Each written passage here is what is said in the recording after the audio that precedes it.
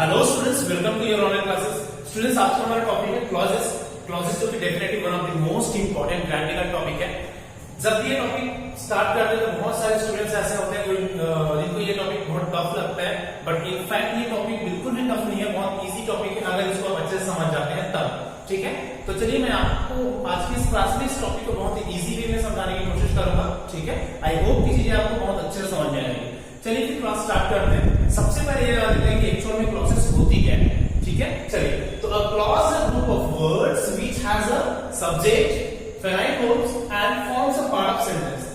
Clause actual में क्या होती है? ऐसे ग्रुप ऑफ वर्ड्स होते हैं जिसका एक खुद का सब्जेक्ट होता है और एक फाइनाइट वर्ब होता है। फाइनाइट वर्ब मतलब मेन वर्ब। ये दोनों चीजें याद रखेंगे आप। ठीक है, क्लॉज में सब्जेक्ट और वर्ब दोनों का होना मैंडेटरी है, दोनों होना जरूरी होता है। ठीक है, किसी भी ग्रुप ऑफ वर्ड्स को तभी क्लॉज कहा जा सकता है जब उसमें सब्जेक्ट भी हो और मेन वर्ब भी हो। यही चीज होती है जो इसको फ्रेज से अलग करता है। फ्रेज जो ग्रुप ऑफ वर्ड्स हम पढ़ते हैं उसमें वर्ब्स नहीं होते, मेन वर्ब्स नहीं होते, फाइनाइट वर्ब्स नहीं होते। ठीक है, तो क्लॉजेस में सब्जेक्ट्स और फाइनाइट वर्ब्स होते हैं। ओके, चलिए अब दूसरी चीज, क्लॉजेस ना किसी सेंटेंस का ही एक पार्ट होता है ना, it forms a part of a sentence. वो किसी सेंटेंस का ही एक हिस्सा होता है, एक पार्ट होता है। अब उस पार्ट में हमको पहचानना होता है, हमको देखना होता है क्लॉजेस कौन सी है। ठीक है, चलो एग्जांपल के थ्रू समझते हैं। सपोज ये एक सेंटेंस है, ये सेंटेंस में हम देखते हैं I hope that I will win the match. क्या बोलना चाह रहा है? मैं उम्मीद करता हूं या मैं होप करता हूं कि मैं मैच जीतूंगा। ठीक है, अब इस सेंटेंस में देखिए आई होप जो पार्ट ऑफ वर्ड्स है या पार्ट ऑफ सेंटेंस है वो तो अपने आप में कंप्लीट है। आई होप मतलब मैं उम्मीद करता हूं। ठीक है, अब उसके बाद that I will win the match, ये जो ग्रुप ऑफ वर्ड्स है वो अपने कंप्लीशन के लिए इसके ऊपर डिपेंडेंट है ना, दैट से लेकर आई होप के ऊपर। हम सिर्फ यहां तक बोले that I will win the match कि मैं मैच जीतूंगा, वो अपने आप में कंप्लीट नहीं लगता है ना, इसको कंप्लीट होने के लिए इसकी जरूरत पड़ेगी। तो ये जो ग्रुप ऑफ वर्ड्स है ये क्लॉज है ना, ये एक तरह की क्लॉज है। तो ये होती है क्लॉज। बेसिक जब हम क्लॉज के टाइप्स की बात करते हैं तो तीन तरह के क्लॉजेस पढ़ते हैं। कौन कौन से तीन तरह के क्लॉज? एक जिसको बोलते हैं मेन क्लॉज या प्रिंसिपल क्लॉज, सेकेंड होती है कोऑर्डिनेटिंग क्लॉजेस, ठीक है, और थर्ड होती है सब ऑर्डिनेटिंग क्लॉजेस। ठीक है, तो ये तीन तरह के क्लॉजेस को हम वन बाय वन डिस्कस करेंगे। ठीक है, चलिए फिर आगे देखते हैं। ओके, चलिए तो हमारा फर्स्ट टाइप ऑफ क्लॉज है प्रिंसिपल या मेन क्लॉज। ठीक है, इसको या तो प्रिंसिपल क्लॉज भी बोल सकते हो, मेन क्लॉज भी बोल सकते हो। तो देखिए प्रिंसिपल या मेन क्लॉज ऐसे ग्रुप ऑफ वर्ड्स को बोलते हैं जो अपने आप में कंप्लीट हो, ठीक है, या जिसमें सब्जेक्ट या वर्ब हो, या हम सिंपली ये भी बोल सकते हैं कि जो छोटे से छोटा जो सेंटेंस होता है अपने आप में कंप्लीट जो ग्रुप ऑफ वर्ड्स होते हैं, सेंटेंस होते हैं, उसको हम क्लॉज भी बोल सकते हैं। जैसे आई सेंग अ सॉन्ग, मैंने एक गाना गाया, ये एक सेंटेंस है, ये तो एक सेंटेंस है, लेकिन इसी सेंटेंस को हम क्लॉज भी बोल सकते हैं। ठीक है, क्योंकि ये छोटा सेंटेंस है जिसमें किसी तरह की कोई कंजंक्शंस या ऐसे कोई चीजें या दो सेंटेंसेस नहीं है, सिंगल सेंटेंस है जो अपने आप में कंप्लीट है। तो ऐसे सिंगल सेंटेंसेस जो सिंपल सेंटेंस कहलाते हैं, जो किसी कंजंक्शन से यूज नहीं हुआ है, ठीक है, इन सेंटेंसेस को हम क्लॉजेस भी बोल सकते हैं। ठीक है, इतना याद रखना। वैसे एक और एग्जांपल है आई लाइक म्यूजिक, मुझे म्यूजिक पसंद है, बस। ठीक है, छोटा सा सेंटेंस बिना कोई कंजंक्शंस के सिंपल सेंटेंस, ये भी है, ये क्लॉज भी कहलाएगा। कौन सा क्लॉज? प्रिंसिपल क्लॉज या मेन क्लॉज। इसको इंडिपेंडेंट क्लॉज भी बोल सकते हैं। इसी को हम इंडिपेंडेंट क्लॉज भी बोल सकते हैं। क्यों? क्योंकि ये अपने कंप्लीशन के लिए किसी के ऊपर डिपेंडेंट नहीं है, इसलिए इसको इंडिपेंडेंट क्लॉज भी बोलते हैं। या ठीक है, चलो इसको फिर ज्यादा बताने की जरूरत नहीं है। जो सिंपल सेंटेंसेस होते हैं, छोटे छोटे सेंटेंसेस अपने आप में कंप्लीट सेंटेंसेस, वो क्लॉज भी कहलाते हैं, मेन क्लॉज। ठीक है, चलो second one is coordinating clauses. अब कोऑर्डिनेटिंग क्लॉज क्या होती है?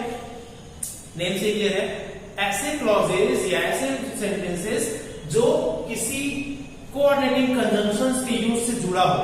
ठीक है, जब भी हम किसी दो या दो से अधिक इंडिपेंडेंट सेंटेंस को, याद रखना, इंडिपेंडेंट सेंटेंस को किसी कोऑर्डिनेटिंग कंजंक्शन से ज्वाइन करते हैं तो वो सेंटेंसेस कोऑर्डिनेटिंग क्लॉजेस बन जाती है।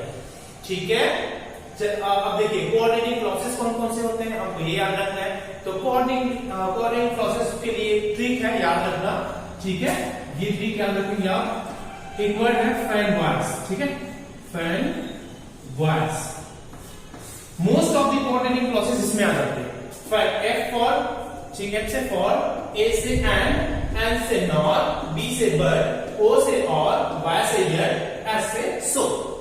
फाइन वर्ड्स, इतने जो कंजंक्शंस है वर्ड से, ये सभी कोऑर्डिनेटिंग कंजंक्शंस कहलाते हैं। इसके अलावा कुछ और कंजंक्शंस है, जैसे not only but also, other और, नदर नॉट, और आपके हो जाते हैं अदरवाइज, ठीक है। ये मेनली कंजंक्शंस है जो कोऑर्डिनेटिंग कंजंक्शंस कहलाते हैं। इसको छोड़कर रेयरली एक दो कंजंक्शंस और होंगे, rarely used, but main conjunctions इतनी है जो मैंने बताया, ठीक है। इन कंजंक्शंस के यूज से अगर कोई सेंटेंस या दो से अधिक सेंटेंस कंबाइंड है, जुड़ा हुआ है, तो वो सेंटेंसेस, उसी सेंटेंसेस को हम क्या बोलेंगे, कोऑर्डिनेटिंग क्लॉजेस बोलेंगे। एग्जांपल से हम समझते हैं, ठीक है। I like music and I enjoy spending time with friends. इसमें दो अलग अलग इंडिपेंडेंट सेंटेंस को हम एंड जो कि एक कंजंक्शन है, इसके थ्रू हमने क्या किया है, ज्वाइन किया है, याद रखना, ठीक है। यहां पर एक कंजंक्शन यूज किए हम एंड। इसमें दो अलग अलग सेंटेंस कौन कौन से हैं? आई लाइक म्यूजिक, मुझे म्यूजिक पसंद है, इंडिपेंडेंट सेंटेंस, कोई किसी के ऊपर डिपेंडेंट होने की जरूरत नहीं, इसको कंप्लीशन मिली, अपने आप में कंप्लीट है। एक और sentence, I enjoy spending time with friends, अपने दोस्तों के साथ मुझे टाइम स्पेंड करना पसंद है, वो भी अपने आप में कंप्लीट था। इन दोनों इंडिपेंडेंट सेंटेंस को मैंने एंड कंजंक्शन की यूज से एक सिंगल सेंटेंस बना दिया। तो अब ये दोनों इंडिपेंडेंट सेंटेंस जो कि जब इसको कंजंक्ट नहीं किए थे अलग अलग, तो ये एक प्रिंसिपल क्लॉज कहलाते, अलग अलग ये प्रिंसिपल क्लॉज कहलाते, लेकिन हम इसको ज्वाइन कर दिए कंजंक्शन से ना, तो ये दोनों कहलाएंगे कोऑर्डिनेटिंग क्लॉज। ये भी कोऑर्डिनेटिंग क्लॉज हो गया, ठीक है, और यहां से लेकर यहां तक की जो है ये भी एक कोऑर्डिनेटिंग क्लॉज कहलाएगा। तो इस तरह से कोऑर्डिनेटिंग क्लॉज किसको बोलेंगे, जो कोऑर्डिनेटिंग कंजंक्शन से जो कंजंक्ट को है जुड़ा हुआ, बहुत इजी है, ठीक है। एक और एग्जांपल देखिए, I called him but he did not attend my call. मैंने उनको कॉल किया, कंप्लीट है अपने आप में। He did not attend my call, उसने मेरा कॉल अटेंड नहीं किया, वो भी कंप्लीट है अपने आप में। लेकिन दोनों को हम कंजंक्ट किए, जोड़े हैं बट कंजंक्शन के साथ। तो अब ये सिंगल सेंटेंस हो गया, मैंने उनको कॉल किया लेकिन उसने मेरा कॉल अटेंड नहीं किया। तो क्योंकि इसमें ये कोऑर्डिनेटिंग कंजंक्शन यूज कर दिए हम, तो उसको सिंगल सेंटेंस बना दिए। इस तरह से अब ये दोनों सेंटेंसेस अब कोऑर्डिनेटिंग क्लॉजेस कहलाएंगे। क्लियर है? थर्ड एग्जांपल देखो, ही इज इल, वह बीमार है, so he could not join the meeting, इसलिए वो मीटिंग ज्वाइन नहीं कर सकता। दोनों फ्री है, he is ill, he could not join the meeting, दोनों अपने आप में इंडिपेंडेंट था, लेकिन हमने सो कंजंक्शन से इसको ज्वाइन किया, ठीक है। अब इस तरह से क्योंकि इनको ज्वाइन करके सिंगल सेंटेंस बना दिए हैं, ये कोऑर्डिनेटिंग कंजंक्शंस कहलाएंगे दोनों, ये भी और ये भी कोऑर्डिनेटिंग क्लॉजेस कहलाएंगे। क्लियर है? एक और एग्जांपल देखो, आई वर्कड हार्ड, मैंने हार्ड वर्क किया, यट फिर भी आई फेल, फिर भी मैं फेल हो गया। आई वर्कड हार्ड इंडिपेंडेंट, अपने आप में अलग था वो, आई फेल, मैं फेल हो गया, वो भी इंडिपेंडेंट था या अपने आप में क्लियर था, लेकिन दोनों को हमने ज्वाइन किया यट के साथ। तो इस कारण से अब ये दोनों सेंटेंसेस कोऑर्डिनेटिंग क्लॉजेस कहलाएंगे, ठीक है। तो ये तो होती है कोऑर्डिनेटिंग क्लॉजेस, बहुत इजी है, आप कंजंक्शंस याद रखिए बस, ठीक है। चलिए अब मूव करते हैं थर्ड टाइप ऑफ क्लॉजेस पर, सबऑर्डिनेटिंग क्लॉजेस। ओके, तो third clause is subordinating clause, ठीक है। चलिए जानते हैं सबऑर्डिनेटिंग क्लॉजेस क्या होती है। जैसे कि इसके फर्स्ट वाला क्लॉज कोऑर्डिनेटिंग कंजंक्शन से बनते थे, वैसे सबऑर्डिनेटिंग क्लॉजेस ऐसे ग्रुप ऑफ वर्ड्स होते हैं या ऐसे सेंटेंस होती है जो सबऑर्डिनेटिंग कंजंक्शन से बनते हैं सिंपली, ठीक है। सबऑर्डिनेटिंग कंजंक्शंस कौन सी होती है? जो कोऑर्डिनेटिंग कंजंक्शंस नहीं है, जो मैंने पहले बताया, उसको छोड़कर बाकी सबऑर्डिनेटिंग कंजंक्शंस होती है। उसमें कुछ रेयरली और है तो है ना, जो कि ज्यादातर यूज नहीं होते, बट मेन जो कंजंक्शंस हम यूज करते हैं वो अब बाकी जो बचे वो सबऑर्डिनेटिंग कंजंक्शंस कहलाती है। जैसे कुछ एग्जांपल्स देख लीजिए आप, because, as, since, if, unless, although, और जितने भी रिलेटिव प्रोनाउंस होते हैं उनसे बनने वाले भी सेंटेंसेस सबऑर्डिनेटिंग क्लॉजेस कहलाएंगे। याद रखना, बहुत इंपॉर्टेंट है। रिलेटिव प्रोनाउन कौन सी होती है? Relative pronoun who, which, where, etcetera. बहुत सारे रिलेटिव प्रोनाउन है जो, जिसे, जहां, ऐसे वाले वर्ड्स होते हैं ना, वो सारे वर्ड्स से बनने वाले सेंटेंस भी सबऑर्डिनेटिंग क्लॉजेस होती है। सबऑर्डिनेटिंग क्लॉजेस सबसे ज्यादा इंपॉर्टेंट है, याद रखना इस चीज को, ठीक है। चलिए इसके कुछ एग्जांपल्स देख लेते हैं इनसे बनने वाले सेंटेंसेस का, ठीक है। चलिए फर्स्ट है, this is the boy who broke the ये वो लड़का है जिसने ये विंडो तोड़ा था।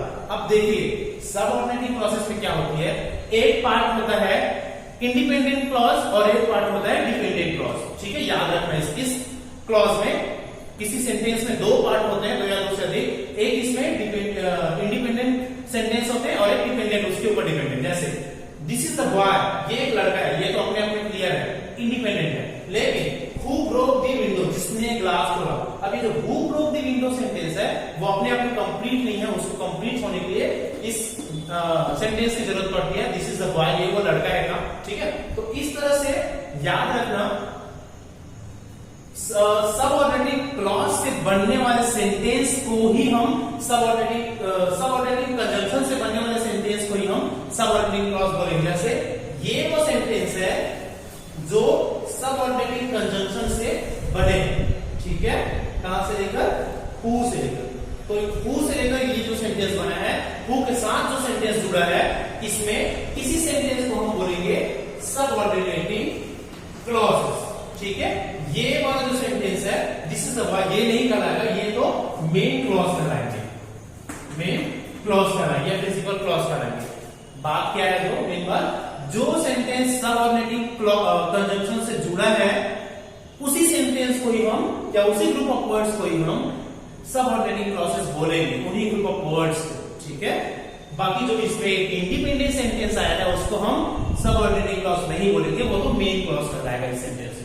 तो इस सेंटेंस में दो पार्ट हो गए, एक मेन क्लॉज या इंडिपेंडेंट क्लॉज और एक डिपेंडेंट क्लॉज, जिसको हम सबऑर्डिनेटिंग क्लॉज बोलेंगे। याद रखना, इसको डिपेंडेंट क्लॉज भी बोलते हैं। डिपेंडेंट क्लॉज भी इसलिए बोलते हैं क्योंकि ये डिपेंडेंट होता है, निर्भर होता है अपने सामने वाले या मेन क्लॉज के ऊपर। ठीक है, तो ये हो गया एक सबऑर्डिनेटिंग क्लॉजेस। ठीक है, तो जितने भी रिलेटिव प्रोनाउन से बनने वाले सेंटेंस होते हैं सभी सबऑर्डिनेटिंग क्लॉजेस होते हैं। सबसे इंपॉर्टेंट बात याद रखना। दूसरी सेंटेंस देखो, this is the place where we saw a tiger, ये वो जगह है जहां हमने टाइगर देखा। तो where we saw a tiger एक सबऑर्डिनेटिंग क्लॉज हो गया, बहुत इजी है। ठीक है, third, the plants died up because we did not water them, पेड़ मर गए। द प्लांट्स डाइड अप, पेड़ मर गए। यहां तक की जो सेंटेंस है वो अपने आप में कंप्लीट है, इंडिपेंडेंट सेंटेंस है, मेन क्लॉज है। ठीक है, अब बिकॉज़ मतलब सबऑर्डिनेटिंग कंजंक्शंस के आगे या इससे जोड़कर जो आगे सेंटेंस बना है, because we did not water them, ये डिपेंडेंट है इसके ऊपर, है ना, और ये सबऑर्डिनेटिंग क्लॉज से बने हैं। इस तरह से इस पार्ट ऑफ वर्ड्स को ही हम सबऑर्डिनेटिंग क्लॉज बोलेंगे, because we did not water, इसको बोलेंगे हम सबऑर्डिनेटिंग क्लॉज। ठीक है, नेक्स्ट एग्जांपल देखो, if you have any doubt you should clear it. अब यहां पर देखिए, कोई जरूरी नहीं कि लास्ट वाला ग्रुप ऑफ वर्ड्स ही या सेंटेंस ही आपके सबऑर्डिनेटिंग क्लॉज का है, वो सब्जेक्ट के रूप में भी हो सकता है, ऑब्जेक्ट के रूप में भी हो सकता है। इधर ऑब्जेक्ट के रूप में था। ठीक है, अब यहां पर देखिए, if you have any doubt, है ना, यहां पर सबऑर्डिनेटिंग कंजंक्शन सामने में लगा है और इसके साथ जो वर्ड बना है वो सामने में, तो ये वाला जो सेंटेंस या ग्रुप ऑफ वर्ड है वो कहलाएगा आपके सबऑर्डिनेटिंग